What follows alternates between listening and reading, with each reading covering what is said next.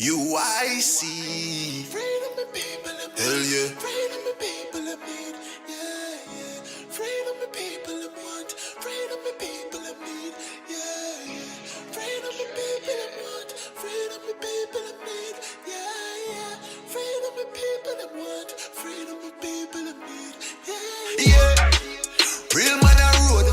Now bow wolf in a tree grand a road. Now bow down to no demon a road. UIC when you see man a road, me say yeah. Real man a road. Now bow wolf in a tree grand a road. Now bow down to no demon a road. UIC when you see man a road. Ready for broke every chain. Then when you free up the people, levitate. Jamaica member, you ever great. I feel burn up the fire upon every snake. Me give thanks in every way. God still a look down once see we safe. I see run the road long time. JLP and PNP I sell we out. Till I do the test even though we know the end result. If them could have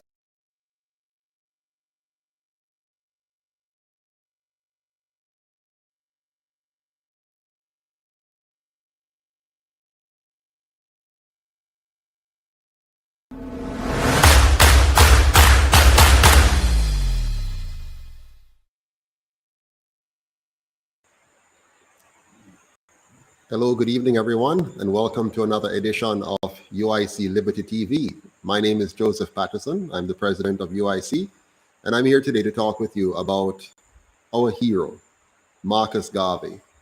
In my opinion, the most brilliant Jamaican who has ever lived, an outstanding person who has shaped not only his own image, but he has shaped the image of the African in so many ways that would not have happened if he did not exist. Marcus Mosiah Garvey, born August 17, 1887, a man way ahead of his time, who has charted new course and has done incredible things at a time when most of us would find it impossible to do what he has done.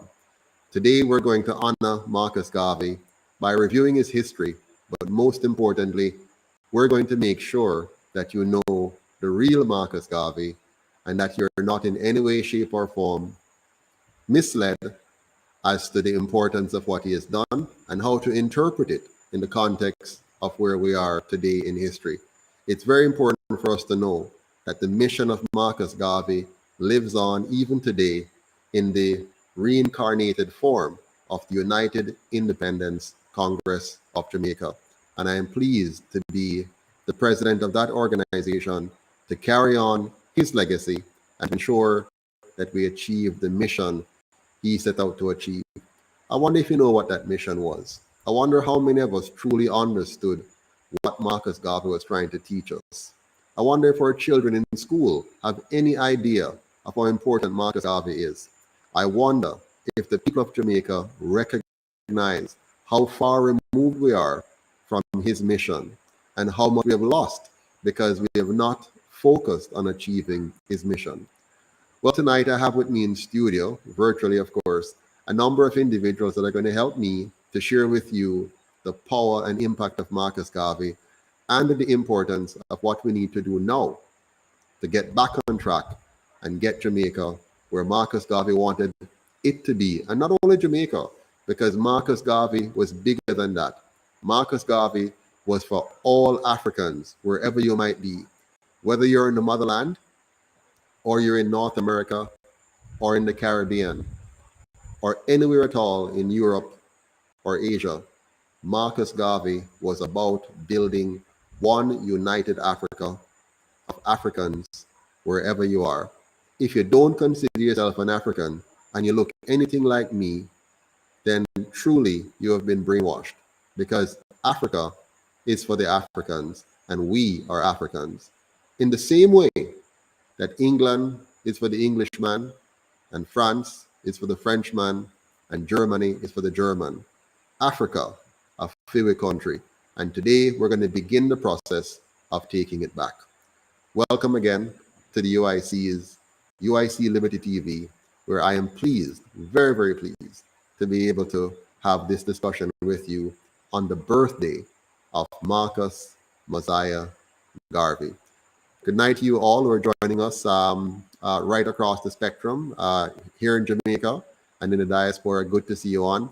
But let me know, welcome on stage, some good people and who I consider my friends, and I want them to be your friends as well. So first of all, I'm going to welcome into the house Mr. Jason Christie. Sorry, Young Garvey. I hit on the wrong button, but that's fine. So I'm welcoming right now Young Garvey to the studio. Mr. Garvey, I know that's not your real name, but that's your artist name. Tell us quickly a little about yourself. Blessed love, Mr. President. Pleasant night, each and everyone. Well, I'm a recording reggae artist, conscious reggae artist, as you know. The name is Young Garvey, and a producer. Now currently being managed by the king of reggae bassline, which is our legend in music, Father Sibbles, the great Leroy Sibbles. So we there to do the message through music. Wonderful, excellent. A pleasure to meet you in person. We've spoken before remotely, but now I'm seeing you in the flesh. Well, virtually as well, but seeing you on screen, it's really lovely. And you do epitomize Garvey in, I would imagine, his young state. So, Young Garvey, welcome. Let's welcome now on stage Jason Christie. Mr. Christie, welcome. How are you? Hi, good night, everyone. Thanks for having me, Mr. President. I'm Jason Christie, PhD student studying economics here in the US. I was invited tonight to have a discussion about my hero, Marcus Garvey, whom I share the same birthday with. So it is also my birthday. And we're going to have a great discussion talking about what happened in the past and how we move forward in the future. Thank you. Wonderful. Thank you so much, Mr. Christie. And let's not miss that significance. Ladies and gentlemen, today is Jason Christie's birth date, August 17th. And it's the same date as Marcus Mosiah Garvey. But what makes it even more important is that Mr. Christie has worked on a documentary that includes Garvey, the purpose and mission of Garvey himself, and the history of Jamaica. Tell us a little about that documentary. What motivated you, and when did you release it, and where can we find it? All right, so it's released on YouTube, on the YouTube channel called J Squared Tutorials. It's a channel I created to teach math, but I also do a documentary on there just to keep everything in one place. It was released today on our birthday to really commemorate the life of Marcus Garvey. So what really motivated me to do the documentary is hearing Mr. Patterson speak. Mr. Patterson, I was introduced to Mr. Patterson some time ago, and he used to speak some appalling things. And then I said, you know what? I'm going to research some of these things to see if it's true. And I started the research, and I just went down a rabbit hole. I started finding out things about the past that I was never told, that you were never told, I'm sure. And I just decided to write about it. And I started writing. And it was 1 page, then 2 page, then 12 page.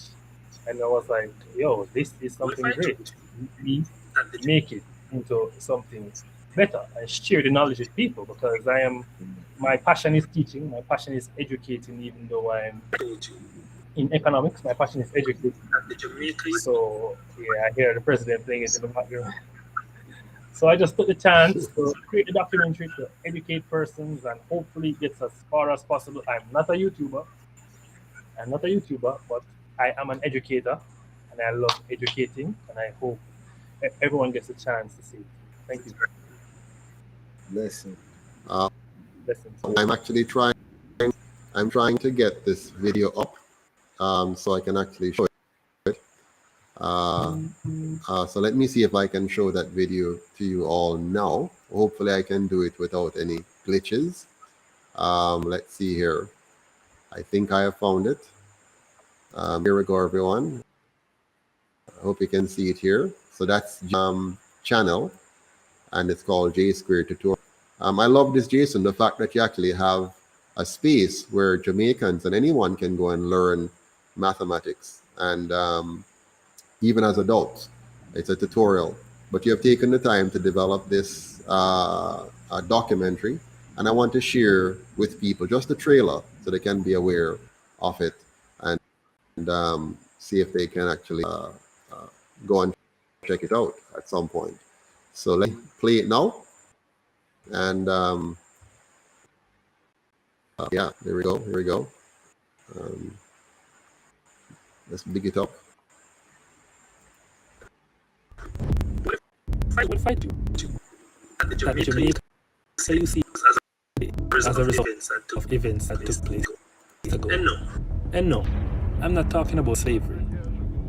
The government has turned up the pressure. What if I told you that there were 3 particular events in our history that led Jamaica on a downward spiral, which may or may not have been intentional? What if I told you of Jamaica's national heat? Better yet, it's a historical breakdown of the events that propelled Jamaica down a rabbit hole of corruption, tribalism, and poverty. A new perspective, one that had which I'm sure you'll be both pleased and astonished. Let me paint for you the picture of Jamaica's coffin to prosperity.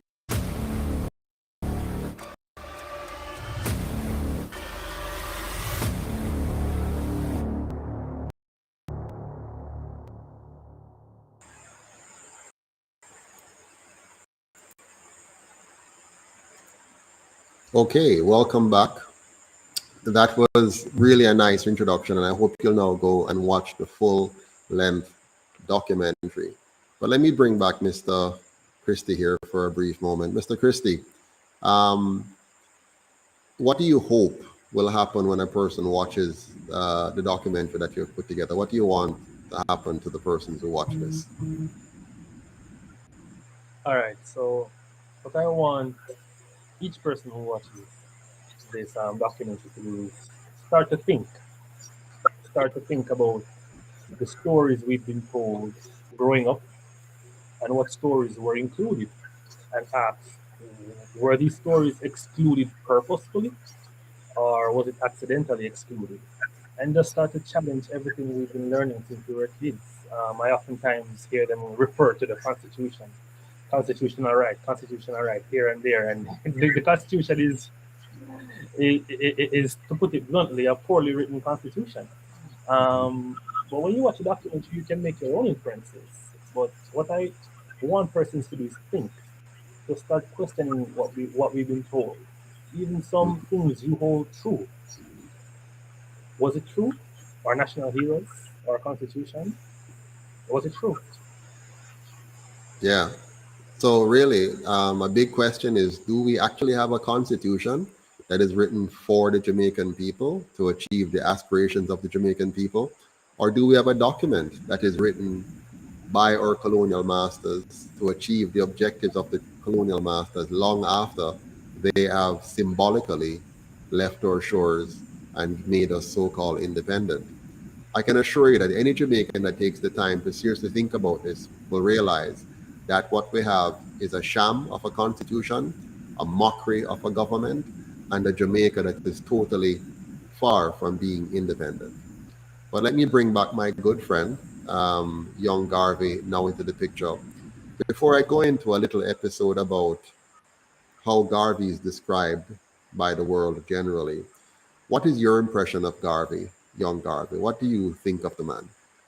Well, my impression of the Honorable Marcus Garvey is is actually the greatest black man to ever set foot on this earth, and reason being, a lot of policies that's set in place right now, a lot of people down to Malcolm X, Marcus Garvey, Martin Luther, Farrakhan, all of these people was inspired by Marcus Garvey, so he was like the first person to stand up and fight for the nation, right? And he realized the importance of a united Africa, way before anybody else did, you know. And I always say, if we did, as a people, listen to Marcus Garvey, Africa would have been the strongest nation, you know, right now. You know, Yes. so my to me, like I said, Marcus Garvey is like the carrying the torch for the nation. Yeah. So You he's know, he's the pioneer of the vision that we now hold there as a movement in the UIC. But let's look at what they say about him, and we're going to discuss it a little bit. Let's take a quick look. I'm going to share with you some of the writings that you'll find out there about him. Marcus Garvey was a Jamaican-born black nationalist and leader of the Pan-Africanism movement, which sought to unify and connect people of African descent worldwide. In the United States, he was a noted civil rights activist who founded the Negro World newspaper, a shipping company called Black Star Line, and the Universal Negro Improvement Association, or UNIA, a fraternal organization of black nationalists. As a group, they advocated for separate but equal status for persons of African ancestry, and as such, they sought to establish independent black states around the world, notably in Liberia on the west coast of Africa. Now, you'll notice in this description, they speak of black nationalists and Africanism movement, Pan Africanism movement. They have gotten most of it right in the general description of Marcus Garvey. But if you wanted to really describe Marcus Garvey fully and properly, here's what you would say. You would say Marcus Garvey wanted to liberate the African. Marcus Garvey wanted to correct the fact that the African had failed to defend himself, to protect his freedom, and to secure his place in history as a great nation. And Marcus Garvey wanted to correct that problem. In my particular discussions about Marcus Garvey, or about even us as Africans, or what they call black people, I do not come at this from a victim perspective to say we're the victim of the white man and the white man is wicked and horrible and so on. I see it very differently. The way I look at it is that we are the victims of our own mistake. We made a brutal mistake and it cost us our freedom, cost us our land, and cost us our history. And now we need to rise up and correct that mistake. I would like to hear from our panelists what they think about that perspective versus the victim perspective, where we blame the white man and we focus on the horrors that he has done, as opposed to recognizing that we made a terrible mistake and we're paying a great price for it. And the job we have now is to correct that by taking charge of our lives, taking charge of our families, taking charge of our community, taking charge of our country, and rebuilding African unity. What are your thoughts on that, Jason? Let me hear what you have to say. I agree. To be pro-black or pro-African or pan-African doesn't mean anti-white. It doesn't mean you have to hate the white man or the Chinese man or the Indian man to be pro-African, to have confidence in yourself and your people. And that is precisely the message Marcus Garvey preached over the years or shared over the years.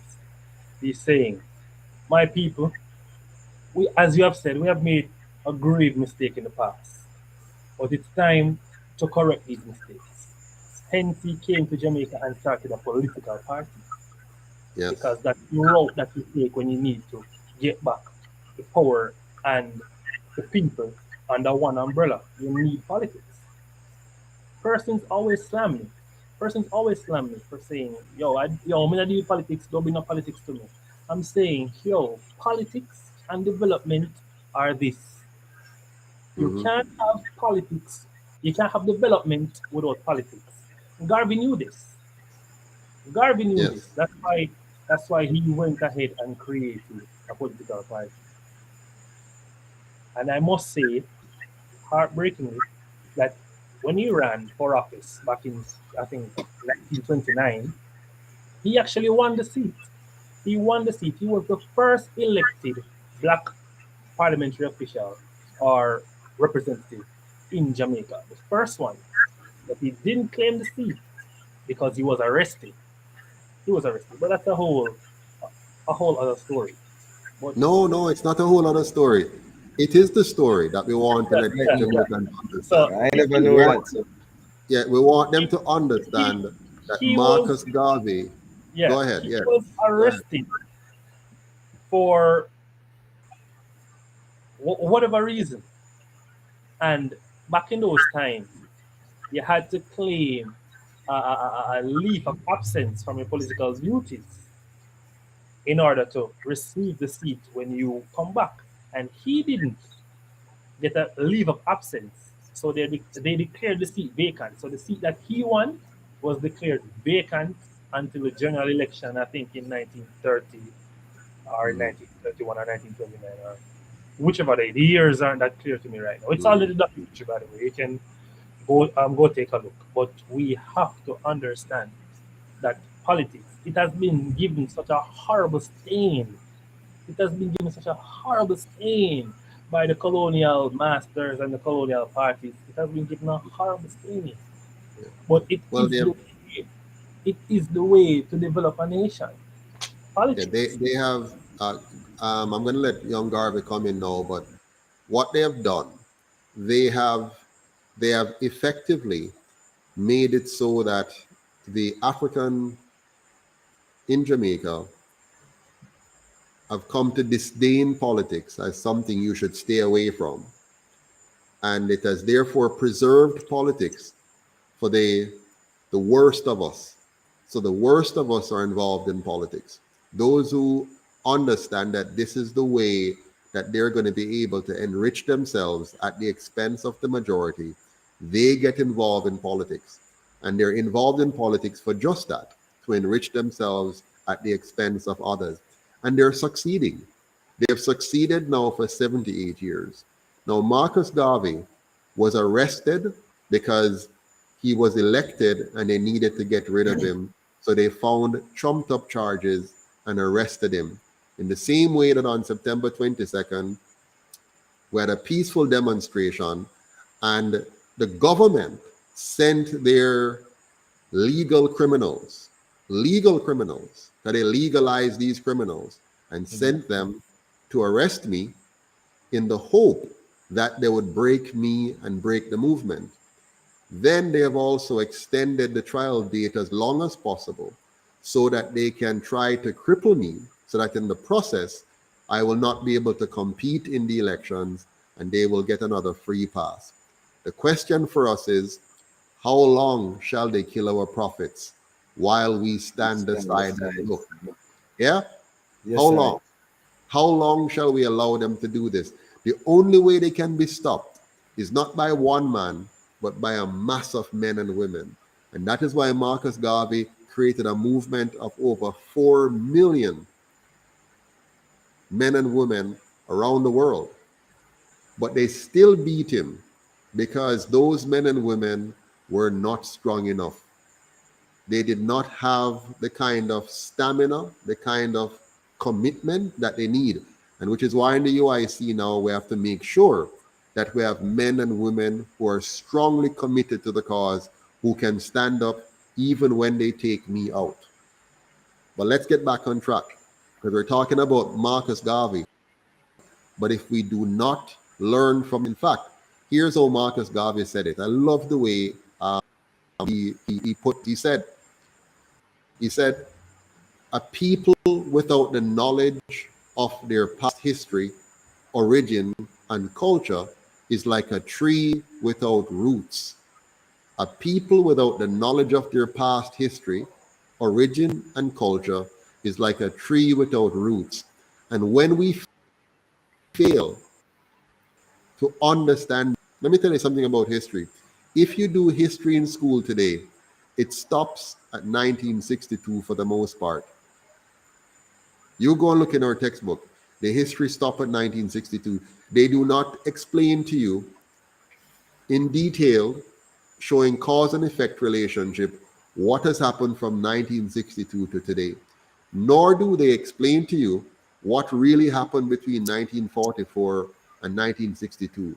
They just tell you that, okay, we got universal adult suffrage, and now the people are able to vote, and the JLP won the first election, and the PNP got so many seats, but they don't tell you the story, the backstory. What is really happening here? Who are the movers and the shakers? What are the causal factors that result in this or that? For you now to understand those relationships. So you need to understand what was going on in 1938 that led to the formation of the PNP. What happened? Why the JLP broke away in 1942 and formed the JLP? Who was behind these two parties? Why did they have such privileged position? Why did the crown find it so nice and easy to sit with them and negotiate with them? And why did the negotiation ended with our leaders accepting a constitution that all but gave the crown exactly what they wanted, and the people of Jamaica almost nothing that we needed? So we don't get, so a proper history lesson would cause you to understand those dynamics and be able to see that you have been shafted. Right, young Garvey? Yes, Prezi. To tap in on what you're saying. Remember, we're not independent, right? Because independence is something what you fight for, it's not given, right? So we was given independence by the British with for them ideology, for them Exactly. meditation. So it always built before we. So me always say, if the system is built on corruption, it's gonna be corrupted to this day. So the first set of people that would take over Jamaica, they wasn't patriotic, they wasn't for the Jamaicans, they were more for the Queen and the Governor General. So the system is set and it's still in play. And the puppets we are running the thing now, them is just working for the same system that set the whole way down from then to now. You Absolutely. understand? So here's your point, young Garvey. You've just made a very important point.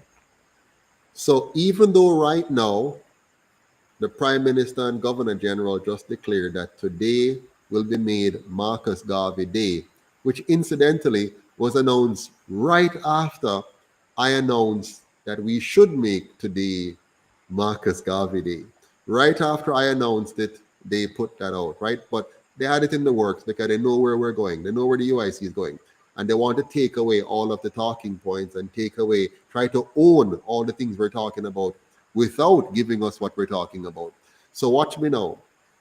They are going to put and have put Marcus Garvey on a fake pedestal where you honor the man while dishonoring him. Honor him with nice titles and nice photographs and nice burial grounds, but you will not honor him and implement what he wanted. He wanted every single man, woman, and child of African descent to be truly free. He wanted us to have our own form of government, not a colonial system of governance. He wanted to have our own form of economics that's bottom up, that lifts our people up from the ground, not a top-down, trickle-down economics that's based on crony capitalism and all kind of other isms. He wanted us to have an education system that will make the black man, the African, proud of himself, understand himself, and be in a position to take full command of himself and his country and the whole nation of Africa overall. And while they're therefore telling us how great Marcus Garvey was, they just make broad statements, but they never teach us the truth about what Marcus Garvey was fighting for, and tell us the truth that they have derailed what he was fighting for. They have mashed up what he was fighting for, and they want to make sure we never achieved what he was fighting for. What do you say to that, Mr. Christie? Absolutely. Young Garvey made a very significant point about the colonial system they had in place, and then we inherited it and moved forward. That is very true. And to let you know something, it was also mentioned in the documentary. When Jamaica was creating their constitution, they flirted with the idea of creating a US-like constitution. But that idea was dismissed immediately. Because if you know history, the US fought and won their independence. And they created a constitution which was for the people. It started with the people of the United States of America, and it went on and gave everybody their rights and everything like that. It has its, shortcomings as well, but it was based on what? True freedom from the For them, or because them from right way out there. Also, there's a Patterson, such a very important point that I must also expand on. The creation of the two colonial parties, the PNP and the JLP. Like, what really took place? We don't know the nitty gritty. When Bustamante was in prison for 17 months, he conceptualized the idea of the People's National Party. Let's go a little bit further back. What happened was, when the PNP was formed, Manley came on the scene. They were cousins, they were besties, they were cool. They were all working together and having a jolly good time, working together, having plans to build Jamaica. Buster went to prison, and when he came from prison, he created the JLP. Who went to visit him when he was in prison? Like, who went to visit him when he was in prison? Norman Manley. Yes. Good question. Good Yo, question. like, it's profound. It's like, Yes. like these questions weren't asked. These questions were never raised. Yes. We were just given national heroes, and we had to accept it. Yes. We But had what to accept it. I mean, Jason, here's something we must stick a pin in right now and tell everybody. The British have never left a colony before dividing it. Never. If you go and look at all the colonies that they have had, they always sought to divide the colony on their way out. While they were ruling the colony, they ruled with an iron fist of unity. There was to be no opposition party in the British system, right? You might say, oh, but they have the Westminster model in Britain, which have two. No. That came after, in order for them to control the people of Britain so that they don't rise up and keep in place the elite at the top. Partisan politics is a system of control. It's not a system of democracy. So if you want a democracy and you create partisan politics, you're not creating a democracy. What you're creating is tribalism. What you're creating is division. What you're creating is a system of distraction so that you can then systematically, by stealth, with all manner of corrupt means, extract the wealth of the people while they're distracted by the division and by the partisan bickering and by the one-upmanship that is going on. And while you're doing all of that, me a born JLP, me a born PNP, and you're going on and you're fighting all of that kind of No foolishness. born African, no born Jamaican. Yeah, exactly. They're busy digging out your bauxite, digging out your banana, digging out your cane, digging out your coffee, taking away all of your brightest and pulling them to their country to work for them and leaving you there. So we, my friends, must recognize that what they did was to systematically create, divide and conquer by having these two cousins create these two parties while demolishing the PPP, the People's Political Party of Marcus Garvey, because that would have been the true unifying party. And they made sure that they divided us with that. Go ahead, Jason. You wanted to say something? Yeah, man, I had to say something. Keith Romans made a comment. He's saying that Buster was encouraged to start the JLP by the then governor based on conservative ideals. Who else would encourage him to create the JLP? It had to be the English. Of course. It had to be the English. They encouraged him, but what it really was just dividing the people from the outset. I was speaking to some colleagues today. They're from India. I was speaking to some colleagues today. I was saying, India have 1 billion people. How did England manage to colonize 1 billion people? He said, first, them divide them Hindus and Muslims. And then them divide the Hindus in a caste. So, in India, you have something caste, like class, Yes. Weird stuff. Casteism. Well, not so weird, but they divide the Hindus in caste and divide the people, Muslims and Indians. And that's how they do it. It's a model tested, tried over generations, over centuries. Divide the people and you can't control them. Absolutely. That It is worked it. every time. Divide and conquer. Yeah, as Yeah, in, that's like Conquest 101. That's the mhm. first thing you learn Like in this one. Conquest class. It works every time. It also, look at Ghana. Ghana has 30 million people. I call them 30 million Jamaicans because when I was there, we are, by the way, this suit you see me wearing, somebody is commenting on it. This was made in Ghana. It was tailor made for me in Ghana while I was Right. there. And Right. look at the quality. Look at this was made by the people of Ghana. Their own cloth, everything indigenous to them, they made it there. Now, what I wanted to Nice. make is when the English were leaving Ghana, they gave Ghana the very same system they gave Jamaica, identical. And even though Ghana has 1,000 times more wealth than us, gold, diamond, oil, fertile land, a whole heap of land, a whole heap of people, 30 million, Ghana is as poor as Jamaica today. Yes, the present president has tried a few more things and they've undermined them again because, you see, what our leaders don't understand, you cannot trust the system of your conqueror. You cannot trust, if you conquer, I always tell people, if somebody abduct you, rape you, beat you, enslave you, and then turn around and say, here is a document whereby you should now order your life and live your life. You should tear up that document as fast as possible and don't even bother to read it. But look what they did. Bustamante and Norman Manley are two men who revered the crown. Bustamante did everything possible to ensure that the Jamaican people would always revere and worship the crown. You want to read the history carefully.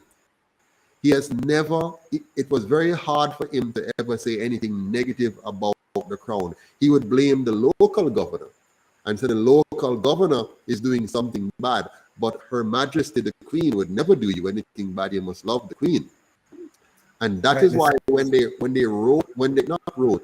received the Jamaican the so-called Constitution, Order and Council, they were very happy that it would say that we would remain subservient to the crown and having the Queen of England as our head of state. They had no problem with that at all. They were quite happy with that arrangement. In fact, they'd be happy to continue under the crown. And so they passed on that to the Jamaican people. That is why if you watch all the video footage of our independence, you will see the people looking like God has come when the so-called royalties came here to Jamaica. And Andrew Holness did the same thing again, trying to perpetuate that mindset when he welcomed the recent set of so-called royals again, trying to see if he could, if he could keep Welcome that slave mental, masters. you want that mental brainwashing to stay in place, because he is hoping that if and when they're forced to call a referendum, they will again be able to trick the at least enough of us to vote in favor of not becoming a republic. Now, of course, they have a backup plan. Their idea of a republic is not a true republic. Their idea is to simply have us agree to have a new constitution that does not mention the Queen, does not mention Governor General, and it will now say President for the Governor General. The same structures will remain in place, generally speaking. The same partisan politics will stay in place. The same division will stay in place. The same system that promotes and protects corruption will stay in place. But now they will say, let's clap ourselves. We are now a republic. Yay, great, we're a republic now. And we should all cheer and have fireworks and have a grand celebration and say, now we're a republic. And nothing would have changed except the names would have changed. Queen would have disappeared, but the Queen's essence, her system, that the system of slavery she represents, will still be fully and unequivocally entrenched in the Jamaican Constitution without a mention of her name. We, the United Independence Congress of Jamaica, will ensure that Jamaica has a true republic that not only gets rid of the Queen and the Governor General, but gets rid of her system and gets rid of the brainwashing and restore the Jamaican people to their true African self, and even more than that, because we must be bigger than the African of the past. We must be a new African, an African that will never again be conquered by anyone, because this time we're going to defend our freedom, protect our freedom, and build a wall around us that will say to the colonial masters, you can trade with us, but you can't control us. Yes, Sir Garvey. Yes, Yeah. Mr. President. The tapping back base and Jason and the divide and conquer, right? I always tell people it's not a coincidence that all over the world where my people reside, sufferation, poverty, corruption, right? So that alone to turn up something in your head to say, how come? Then they must set a system to keep we down as a people, divide and conquer. Now, in America's system, they had the Revolution War, where they fought and got independence, and it was a United States of America. Then along the line, they had a Civil War, which in the Civil War now, them lose more people in that war than every war put together. Bloodiest war America ever seen to this day. And that war was to keep America as one. So them know the importance of a United States. So dividing Africa. Africa is like the blueprint of the divide and conquer, and if you see it right now. You see it? So basically, my bro, the system is designed to oppress us and keep us down from then to now. And unless we have a plan like the UIC moving with right now, which is to come with our own constitution, our own order, our own life. We can't work with nothing with the system set because we're being fought social media wise. Them fight with rum, them fight with boom. Like there's a fight against the race, the black race in the world that is terrible. You know, they use them in and out of prison. Them create a system now where the mother alone raise the child. You understand? So they use them now get that proper meditation, and then they get the kids having kids. If you're 15, 16 and you having a child, you now have the meditation to teach that child. All you teach them is somebody lick them back. So our generation is raising a set of tough people. Like we have a lot of things to tackle differently with the people. Yeah, man. And it begins at the beginning. The UIC is built on a first principle. And the first principle is this, that all men and women ought to be truly free. We believe in individual sovereignty. And if you don't build a system on the foundation of individual sovereignty and personal responsibility, you're going to have all kinds of problems, because you're now going to give your fellow human beings authority over their fellow human beings and allow them to do things to each other that should not be done. But before we get into that detail, I want us to look a little bit more on Marcus Garvey. I want us now to look at him as a boy, as a child, where he's coming from and what shaped him. So here's one way that he has been described. Marcus Mosiah Garvey was born on August 17, 1887 in St. Anne's Bay, right here in Jamaica. His father's name was Marcus Garvey Sr., of course, and his mother was Sarah Jane Richards. His father was a stonemason, and his mother was a domestic servant. Though the couple had 11 children, only Marcus Garvey and one other sibling survived to adulthood. Garvey attended school in Jamaica until he was 14, when he left St. Anne's Bay for Kingston. This was the island's national capital. Here he worked as an apprentice in a print shop. He later said he first experienced racism in grade school, right here in Jamaica, where his teacher was a white woman. While working in the print shop, Garvey became involved in the labor union for the print tradesmen in Kingston. This work would set the stage for his activism later in life. Garvey spent time in Central America, where he had relatives, before moving to London in 1912. While in Britain, he attended university, where he studied law and philosophy. He also worked for a Pan-Africanism newspaper and led debates at Speaker's Corner in Hyde Park London, a famous spot in the city for public discourse roughly every evening. Now, if you think about it carefully, look at the journey of his life. At 14, he left home, left his parents, and made a way for himself in Kingston at 14. Quite pioneering. So this was a tough young man. He was the only, well, one of two that survived from the 11 children of his parents. That was a tough period. We're talking about 1887. Remember, slavery was abolished in 1838. So he's not too far removed from slavery. So his grandparents would have been slaves. And so he's coming from a tough background. And he made his way to Kingston. And he was the kind of person who was able to get a job because of his industriousness. And on the job, he took the opportunity to not just work, but to learn. This is a vital skill we all need to possess. Not take a job just for the money, but use the opportunity to build our skills, to widen our understanding and knowledge. And Marcus Garvey took complete advantage of this situation to be working in a printry by reading all the material that passed through the printry. And so by 1912, when he went to London, without having the normal schooling of most children, he was able to gain entrance into a university and studied law and philosophy. As a poor man, remember, he didn't have family sponsoring him. He sponsored himself by working and pulling himself up. If Marcus Garvey could do that then, there's no excuse for you and me. We can make the best of our difficult circumstances. We can rise to the challenges that we face. We must not allow our situation, our circumstance, to prevent us from being the best we can possibly be. What do you say about that, Jason?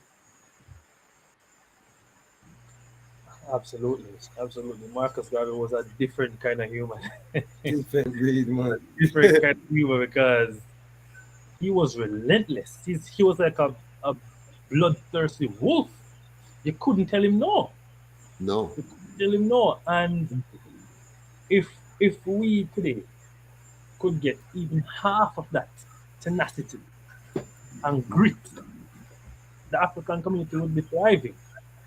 Absolutely. Right. That's what he wanted to impart to us. He wanted us to become. If you notice, he talks a lot about industry, about us mastering industry, about economy. Today, I find many of us are a little lazy. We just whine about how difficult life is, and we just put out minimal effort. Marcus Garvey transcended that. He was a man of action, a man of industry, a man of wisdom and knowledge. He didn't allow knowledge to pass him. He wanted to suck up everything, and then he wanted to convert that into applied knowledge, doing things that were practical. And that's why he got into the trade union movement.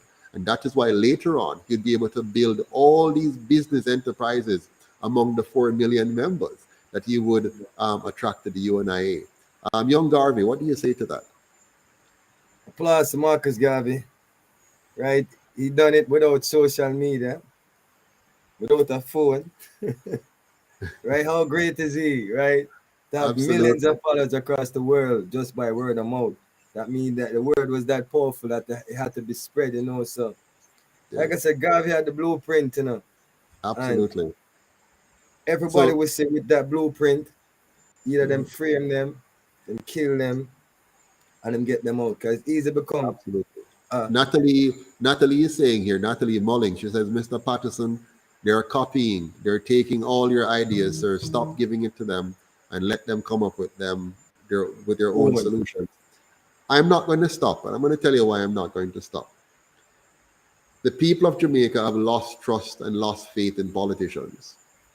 If I don't tell the Jamaican people exactly what I'm going to do and why, they will not be motivated to get involved, join the UIC, and go to work.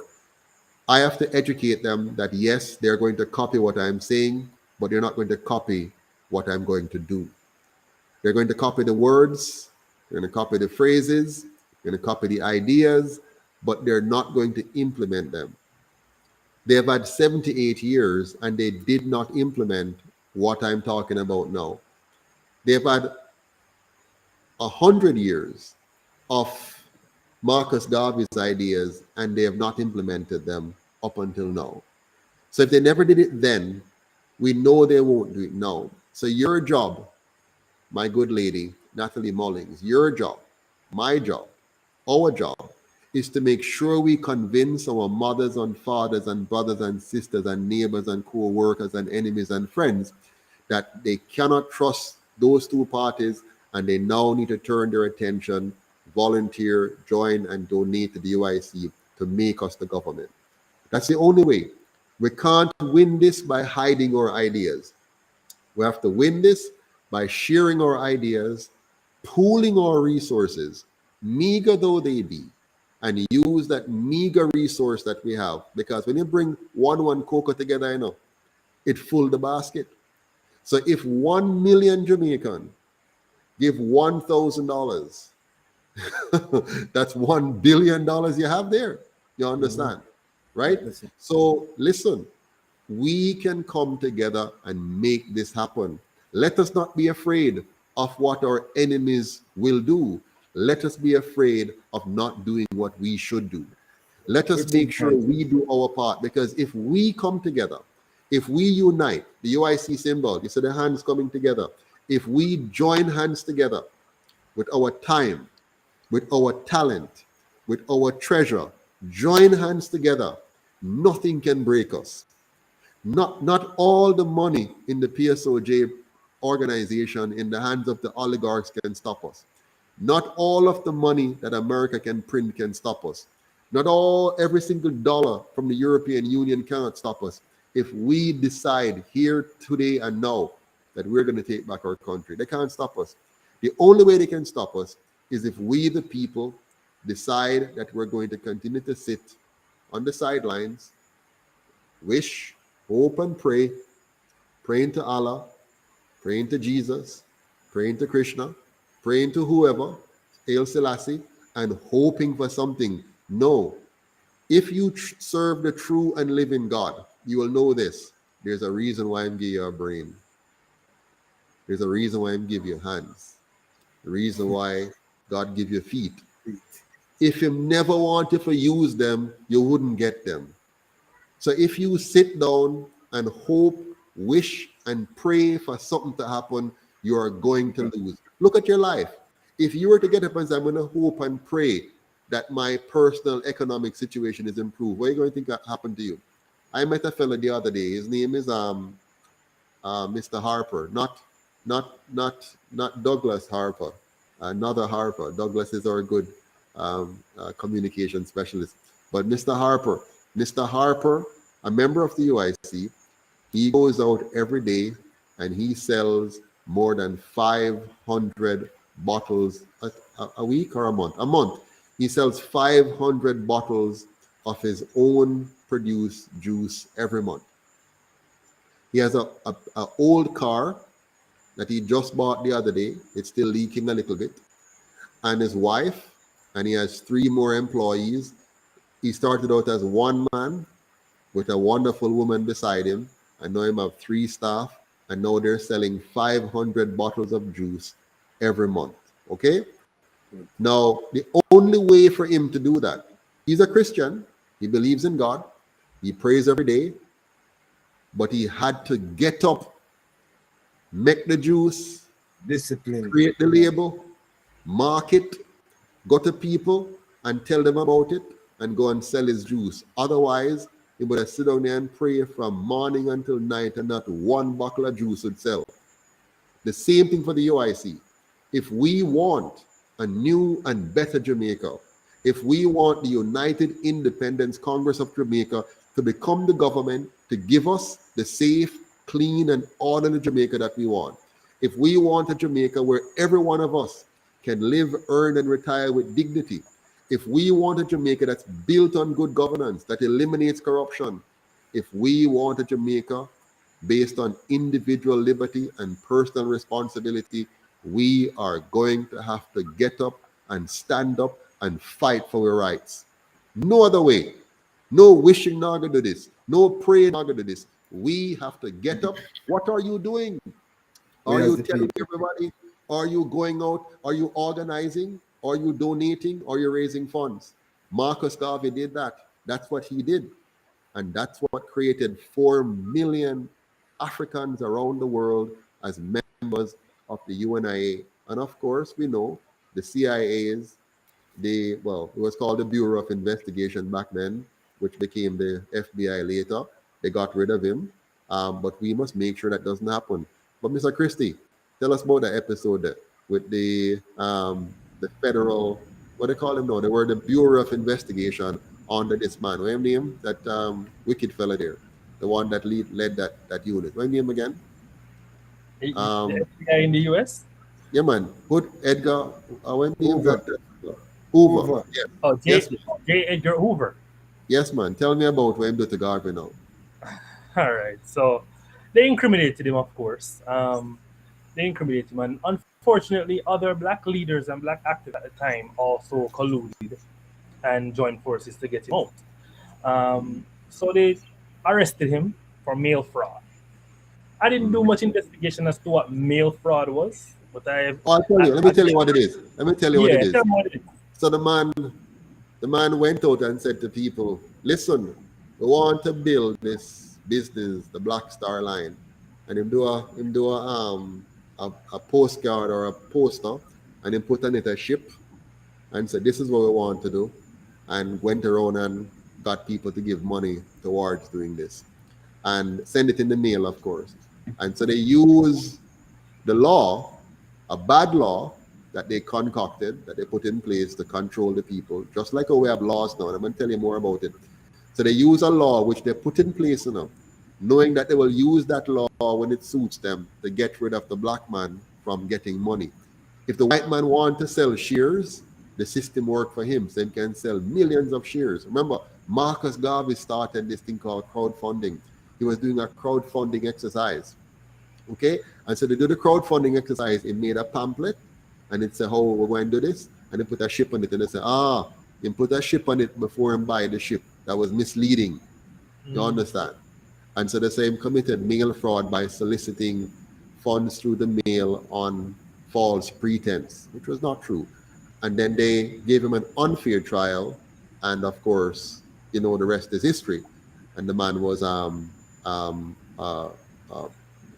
prosecuted and persecuted, and in the end, we ended up with him being deported from the U.S. But tell us some more. Yeah, as in that, the documentary only mentioned a brief time in the US. It only mentioned a brief time of him in the US. I spoke about him while he was in Jamaica. So I didn't delve too much in the prosecution of Marcus Garvey and who colluded to get him out. I just took a snippet out of it and put it in the documentary. Because if we were to speak on that, Marcus Garvey, it would have been the entire documentary when he wasn't a piece of the puzzle. Yes. Well, we have some comments here in the comment section. One person says, all countries that surround Jamaica has lost respect for Jamaica. Another person says, what we're talking is truth. That's Garth Yetman. And Alan Scott says, the $1,000 is just a box food money times 1,000. So he's, encouraging people to give $1,000. Supreme TV. Douglas Harper is saying organic capital. But all of us stand together, says Joan. Yes, we did.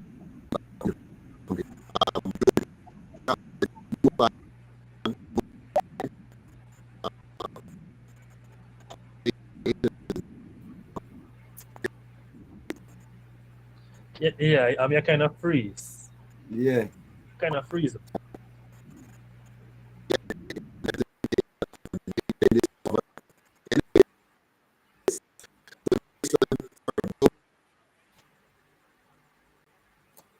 Now freeze up. Yeah, man. I guess he's gonna either drop off and come back on, or yeah, he's gonna come back on. So Yeah. let's give it some time. All right, sir. So it's a Marcus Garvey birthday. Is your birthday? Yes, sir. Yes, yeah. I always feel special about it, Always been special. That's special, man. A big sitting that, man. Yeah, man, absolutely, absolutely. So, am I back with you now? Can you hear You're me? back. Yeah, up and active. All right. So the powers that be are kind of interrupting us a little bit. So Jojo, Jojo is saying here that no divine intervention, no lottery winnings coming to save or help us. It hasn't worked for us so far. Absolutely right. But let's do a little bit more now. I wanted to give you a little bit more background on this goodly gentleman. After 2 years in London, where um, Garvey received an education that would likely have been unavailable to him in America because of the color of his skin, Garvey returned to Jamaica. It was during this time that he started the UNIA, the Universal Negro Improvement Association. Um, Garvey began corresponding with Booker T. Washington, the African American leader, author, and activist who had been born into slavery in 1916. Garvey boarded a ship bound for the United States, where, as a dramatic and invigorating public speaker, he intended to go on a lecture tour. He ended up settling, however, in New York City, where he first spoke at the famous St. Mark's Church before embarking on a 38 city speaking tour. He also took on work in a print shop to make ends meet. So you see, in print shop experience from Jamaica, traveled with him to the US. While in New York, he authored the Declaration of Rights of the Negro Peoples of the World, which was ratified at a convention of the Universal Negro Improvement Association at Madison Square Garden in 1920. It was during this meeting that Garvey was also elected provisional president of Africa. In many of his lectures, Garvey summarized his views on the rights of African Americans by noting the first dying that is to be done by the black man in the future will be done to make himself free. And then when we're finished, if we have any charity left to bestow, we may die for the white man. But as for me, I think I have stopped dying for him. End of quote. He also told members of the Universal Negro Improvement Association in 1921, quote, "If you want liberty, you yourself must strike the blow. If you must be free, you must become so thorough in your effort. Until you produce what the white man has produced, you will not be his equal."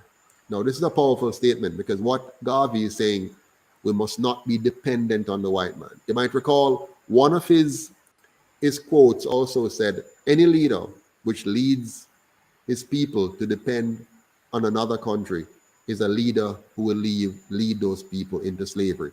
You might recall recently when Andrew and company went to go and beg a paltry sum from the US. You might also remember over the history of Jamaica, we used to clap and cheer when our leaders go abroad and come back with money that they get to borrow or grants. If they donate to us a fire brigade or some police car or some medical equipment, our culture came to be one where we look forward to handouts. We became a handout people. We love to get handout. We live for handout. And that is why many Jamaicans even now sit down at home and do nothing but wait for remittances from their fellow Jamaicans who are busting their behinds in the snow and the cold over there, and they just sit and wait and take up the phone. "Do I send me some money now?" Begging school fee, begging this and so on. That's the culture that they try to create in Jamaica. What do you have to say about that, young Garvey? Definitely a culture that dependent on the system and people, right? And even right now, like I said, people want money from foreign and pick up the phone and call. You have people on the block now, them sitting and wait for you get paid. And program when you get paid, which day you get paid, and when you pop up on your day ask for your thing, so the system really set away, on the nation. And like I said, the way forward is through the eye, so we just listen and humble same way. I mean, right now, many young people I have seen, and not just young, but many persons have given up hope of working. They have become settled in the idea of just waiting to beg locally or abroad. Their entire life and being is based on begging. If sometime I'm driving through say a community and I'm afraid to even say hello, because as soon as I say hello, begging something, like it's just the handout is right there, they're begging something. In politics, the people now believe that the politician should give them something. They don't realize, that a politician should be like a lawyer, right? A lawyer defends you in court. So you don't go and ask the lawyer to give you money. You actually pay the lawyer to go to court and defend your rights. You understand? Now, here am I. I am the candidate for Northeast St. Elizabeth in this side of the country.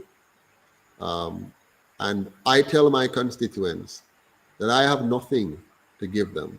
I have no handouts to give them. If they want a politician that's going to give them a handout, they have two to choose from.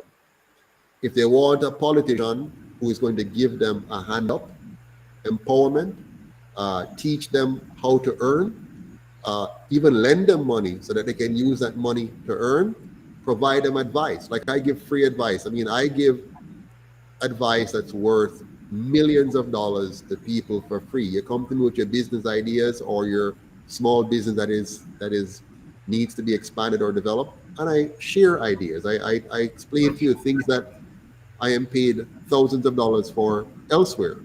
And I give that freely to my members, the UIC members I help and constituents. I say, listen, figure out how you can make a money for yourself so that nobody will own you. I don't want to own you. I don't want to buy your vote. I want when you go to vote, you're saying, I am voting for Mr. Patterson. I'm voting for the UIC because they're going to represent me well in Parliament.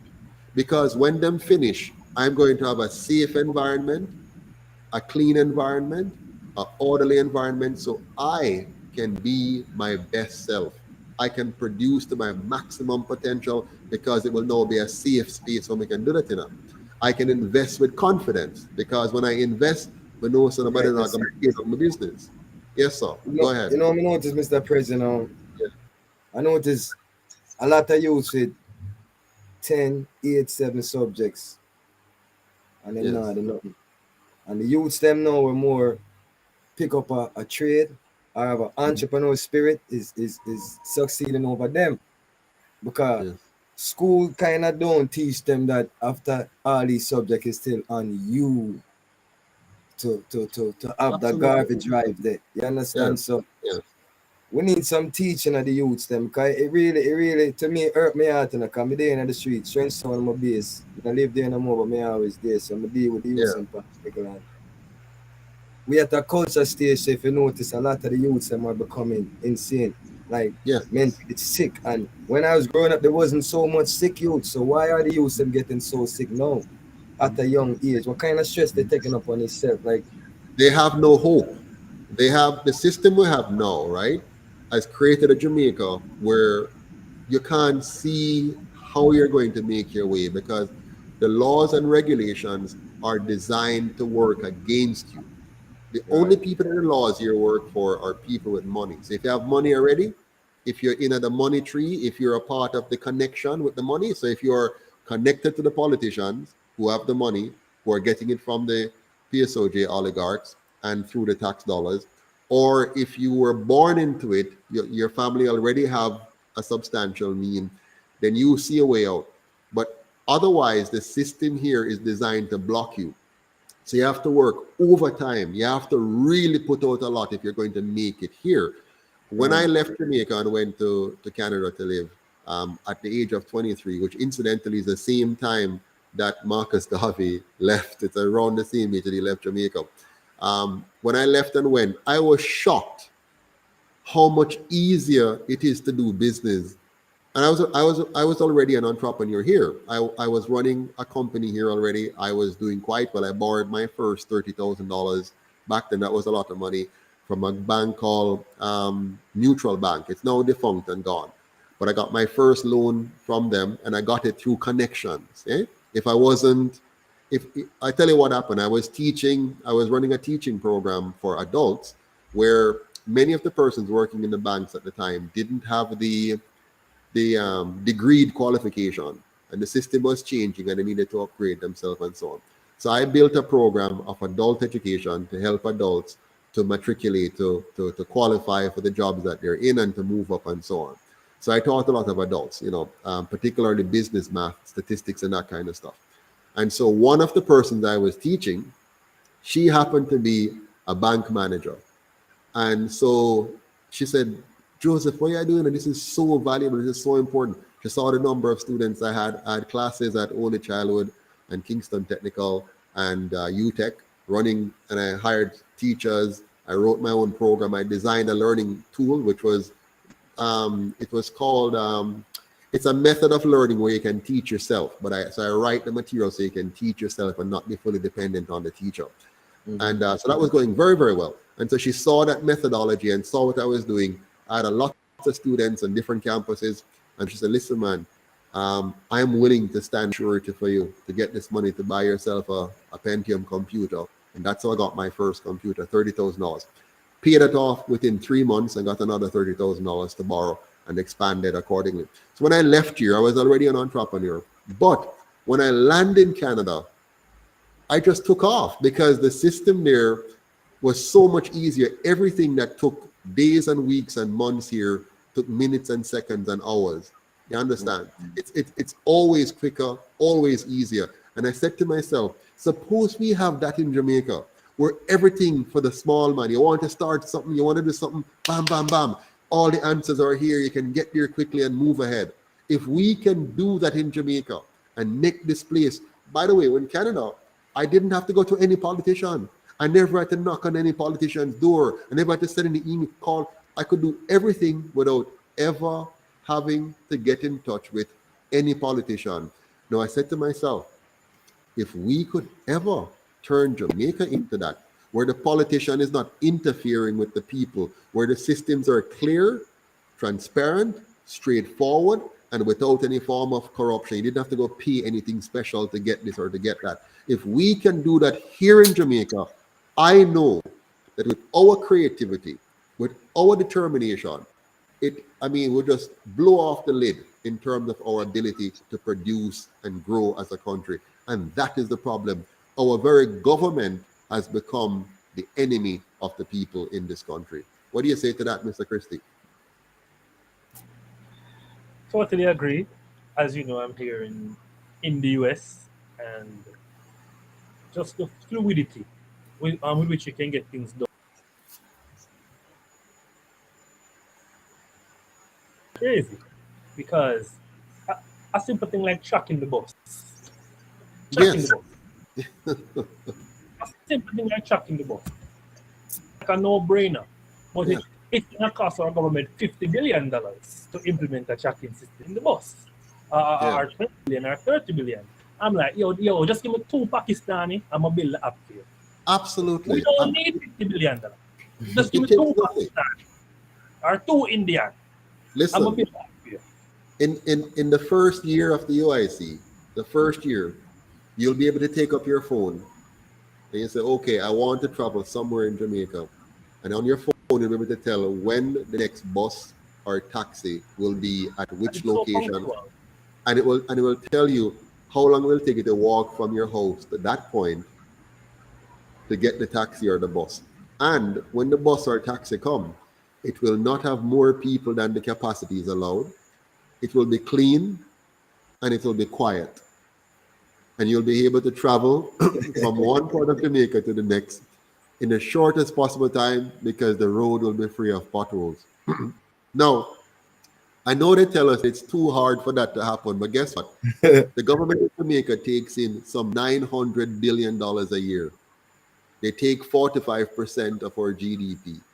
In Canada, the Canadian government takes 45% of their GDP as well. But the Canadians have exactly what I talk about, a safe, clean, and orderly country, and so on. We have all the money we need in this country. In fact, we will have even more.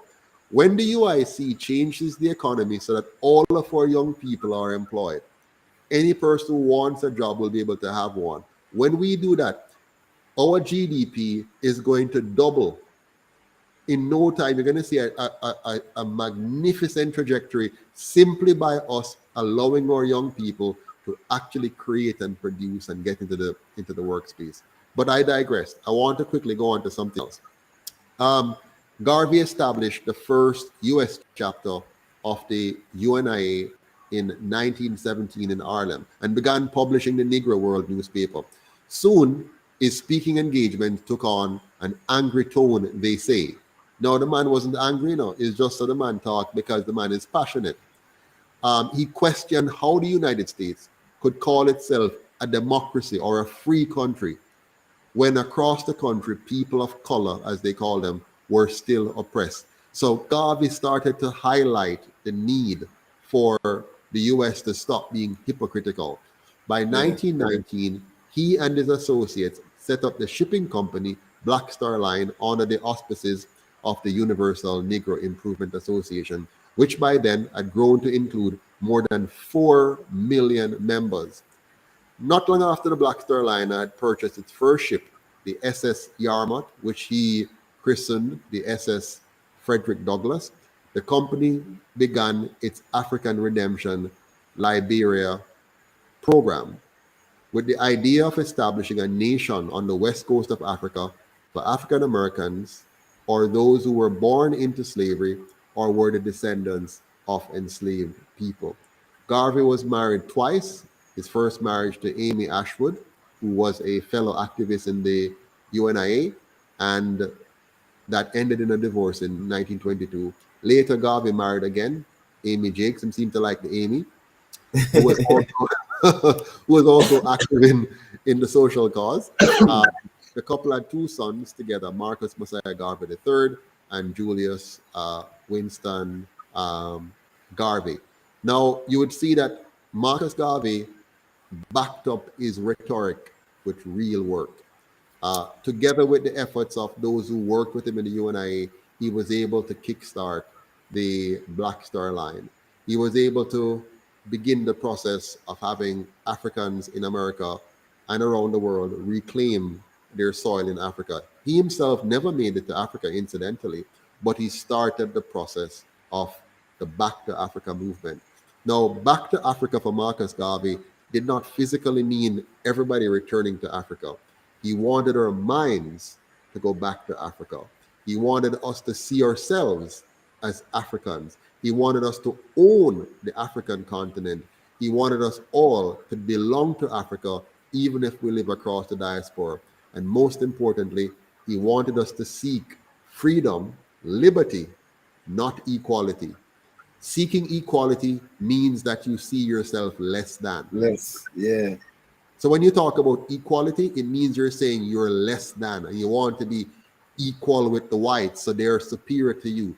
But Garvey says, no, they're not superior to you. You just need to find you. And the way you find you is by being the best you that you can be as productive as possible.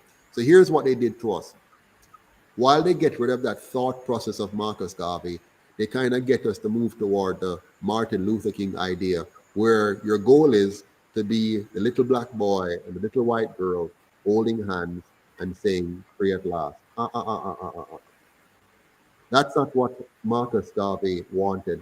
Nothing is wrong with holding a little black white girl hand or whatever, but what he wanted was for us to not seek to sit at the lunch counter of the white man, or seek to sleep in the hotel of the white man, or seek to ride on the bus of the white man. He wanted us to create our own bus, create our own lunch counter, and create our own hotel, sleep in our own hotel, and sell space to the white man, as opposed to walking behind and begging for the white man to include you in his system.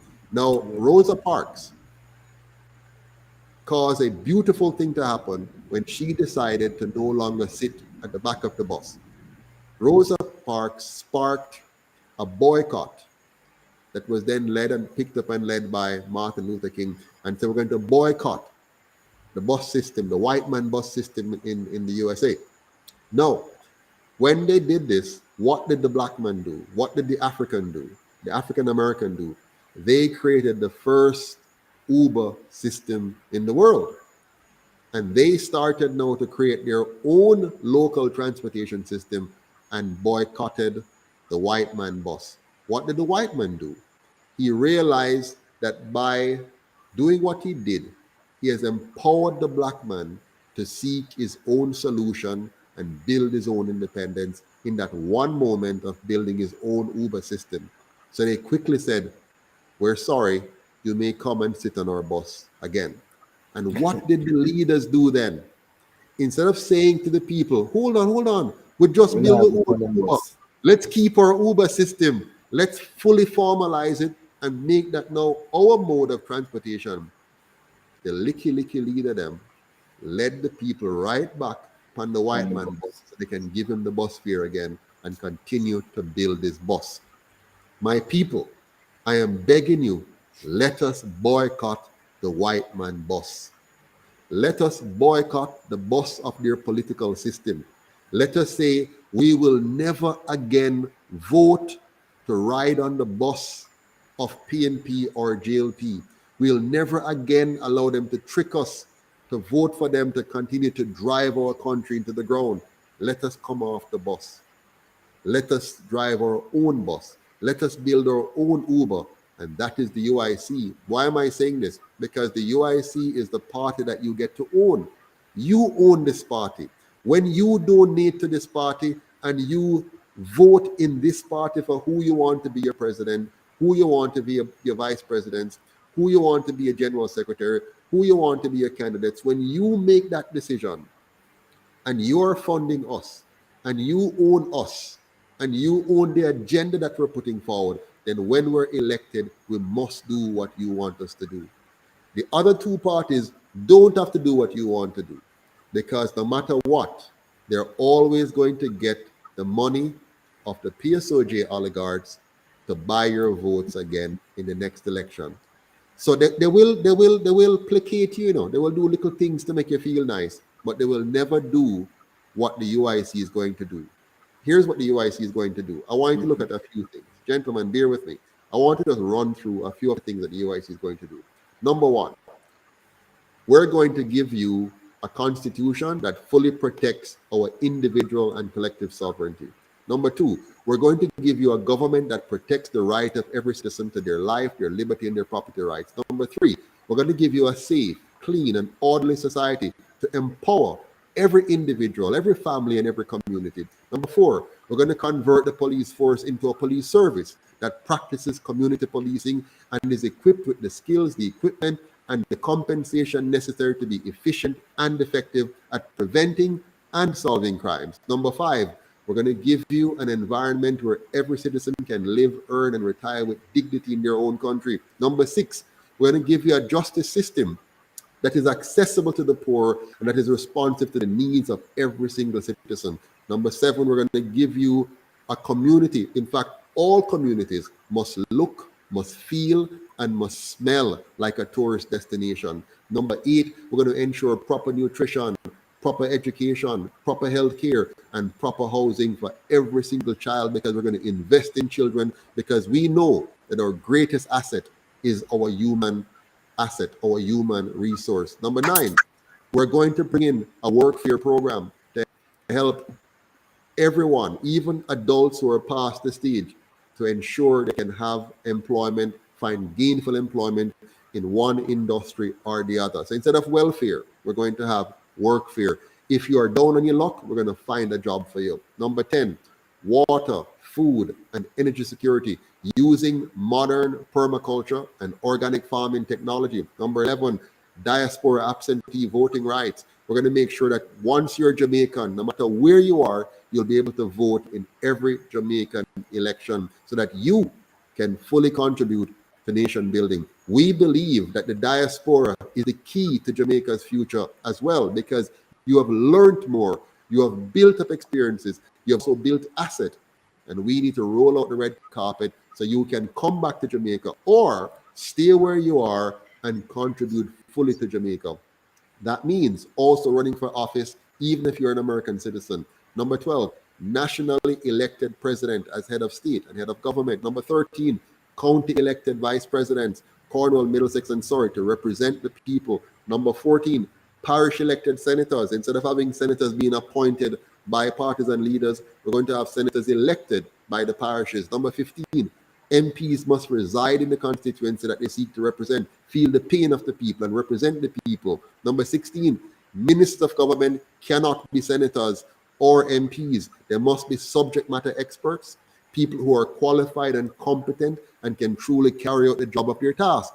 So you shouldn't have somebody who is trained in business being the head of our healthcare system. You shouldn't have somebody who is a dentist being in charge of our security system. You must have qualified and competent people in those positions. Number 17, the core executive branch of government must be separate from the other branches so we have good checks and balances. And I could go on and on all night. We have for a new and better Jamaica. The question is, will you be man and woman enough to stand up for your rights and help us to bring about this new Jamaica? Back to you, young guard.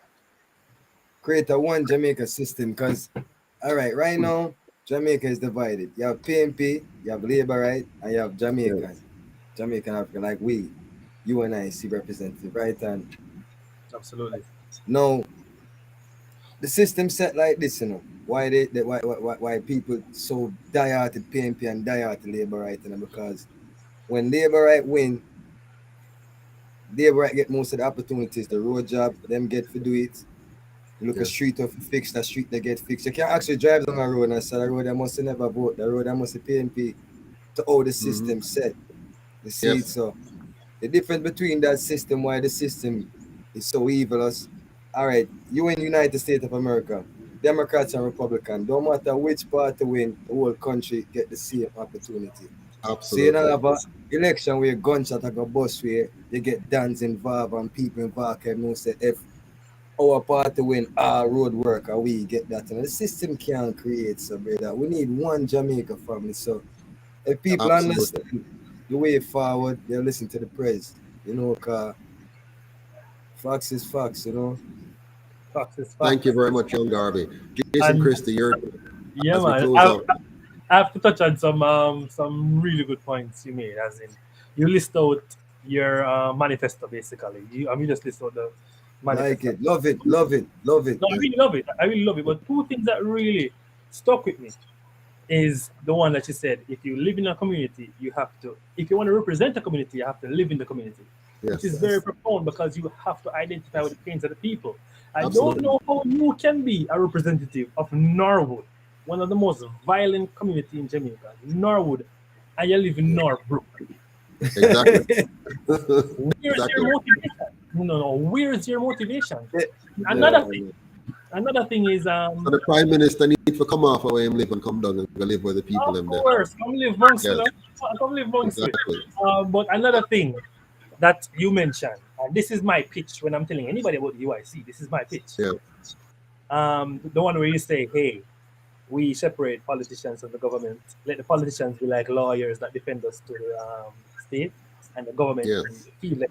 So I mentioned this in the documentary, and for all of you who are listening, this is a way we can use to get people's attention, because the moment people hear about politics, them kind of get, kind of standoffish in a sense. Yes. But when you bring the UIC to them, they're going to ask, what am I going to do different? And this is how you catch it. We're going to rewrite the constitution separating politicians from the government. And then they're going to say, what? And then you release the side on them. Absolutely. But I'm going to kick you with that grapple.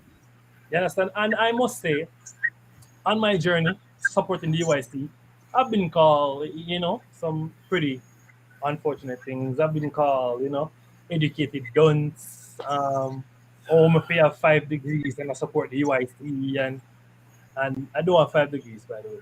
But they use some of the worst things just to demotivate me and call me a fool or whatever. And I'm saying, if seeing my people liberated from poverty and a dirty country, poor education, poor health, if seeing all that from my country is what makes me a fool, I'll tattoo it to my forehead.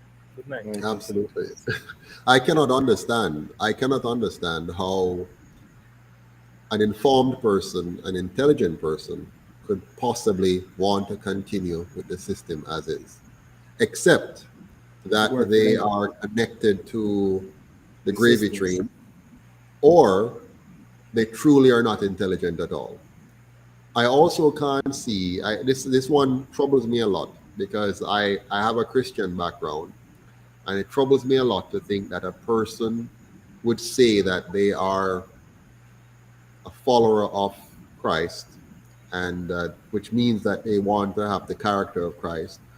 And that character, as this defined in the Bible, says you have a character of love, joy, peace, patience, kindness, goodness, gentleness, self-control. You believe in liberty. You believe in choice. You believe in righteousness. How can such a person, having all of those attributes, then bring themselves to vote for persons from an organization that they know is germane to the corruption and crime problem we have in Jamaica? How can you separate your morals and bring yourself to dip your hand in your finger in the ink and go and vote for one of the two when you know without a shadow of a doubt that they are a part of a criminal enterprise that have done horrific things? In 1 year alone, they caused 800 persons to be murdered. That was in 1980. They have overseen a system that systematically fails the majority of children in our school. They have given us a healthcare system that has brought out the worst in healthcare workers and treated our people worse than animals in some cases. They've presided over a consistent decline in our social standing and in poverty and crime.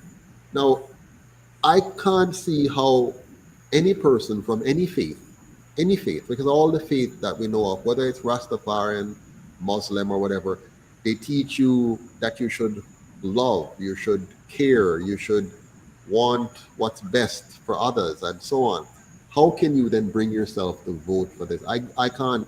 For me, it doesn't connect, and that is why I organized the UIC, because I could not bring myself to vote for them. I want to vote because I think it's important to participate in your country's process of governance. So you have to be able to engage in a dialogue and then make a decision and vote your decision. But how do you vote when you don't have a vote, when you cannot vote for what's there? So since I couldn't vote for any of the two, I created the UIC so that I would have a vote in the next election. Yes, Christy.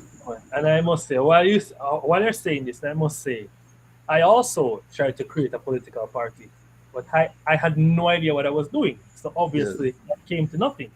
And that's why I'm so invested and in love with this movement, because it is everything I wanted but couldn't really, put to paper. It's everything I was going to stand for, but I didn't know how to conceptualize it. And I must commend the president for his hard work and his team's hard work. And I ask you kindly just to continue doing the hard work and fight the good fight. Just fight the good fight. Yes. Well, thank you. That's your closing statement, because we're going to close off now. Young Garvey, your final word. All right, my closing statement is this, right? No one is diehard PNP or diehard Labour, right? We're diehard Jamaicans, right? So we want the best for Jamaica, right? Yes. And another thing is speak out, talk, speak against wrong, speak to the councillor, speak to the politician, and don't be afraid, right? Because short look a story. My family have a house in a center, and them have the backside thing with it, where it smell and smoke, and so them pay the people monthly for inhale toxic things, right? So somebody come to me and say, Garvey, you can't go collect money down there, your family have a house down there. I say, no, I wouldn't collect money if that smell. I say, if me go down there, I go talk against that. I say, why? And I'm going to kill you. I say, well, if talking the truth will get you killed, then me not mind dying that way. And I said this, I've said that Marcus Garvey, Nanny, Paul Bogue, all our freedom fighters gave their life for a better nation, a better race, right? So we is living what they die for. the fight not supposed to finish now. It's like Marcus Garvey rolling in grave because him died for continue and do the work for continue. And right now people start the college now, we get equal rights, like you said, and everybody feel like the fight is over when it just begun. Yes. So UIC all the way. Thank you very much, Young Garvey. Thank you very much, Jason Christie. And thanks to all of you online.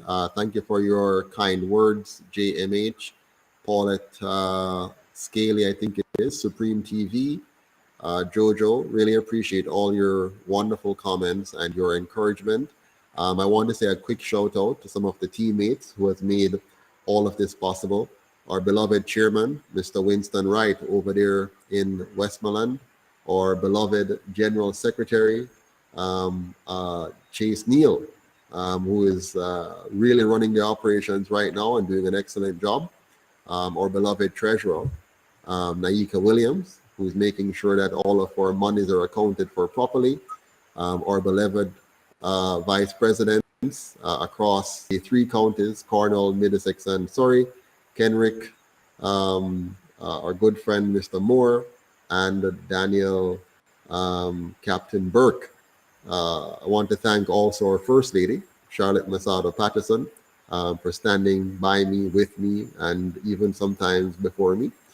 I want to thank our directors, Janet Chakanowski and Dr. Harvey, and all of you, the members, Mr. Christie, you're on our education committee. Thank you for serving. We look forward to your work in that area. And I want to say a big thank you to all of our donors. We couldn't do this without you. All of you who are there, from, Keith Romans, who is a strong donor and the chairman of our Jump Committee, Gary Alchow, who is the chairman of our Finance Committee, and his brother Owen, always there for us. Emma Gordon, who is on both the Jump and Finance Committee. Our good friend, I hate calling names because I get into problems, but I have to say some people's name. John Price, Elsa Tremblay. These people are just always there. Former VP, Ramirez Acosta, and others. I mean, people see me here, but all of these people are behind the scenes making a tremendous difference. Right now, behind the scenes on the set, you have Douglas Harper, who's our PR and content management director. I'm saying all of these names so you know the UIC is much more than Joseph L. Patterson. I may have started the movement, but these people are carrying the movement. And all of you who are helping, from Young Garvey right here, Shirley Douglas out there in St. Thomas, Janet out there in St. Thomas, and of course Janet in Trelawney. All of you are making the difference here. Just imagine when we bring our membership to 500,000 Jamaican strong, nothing can stop us. We don't have to worry about buying ads on radio or television, because just the word of mouth alone, when we open our mouth, the country will shake.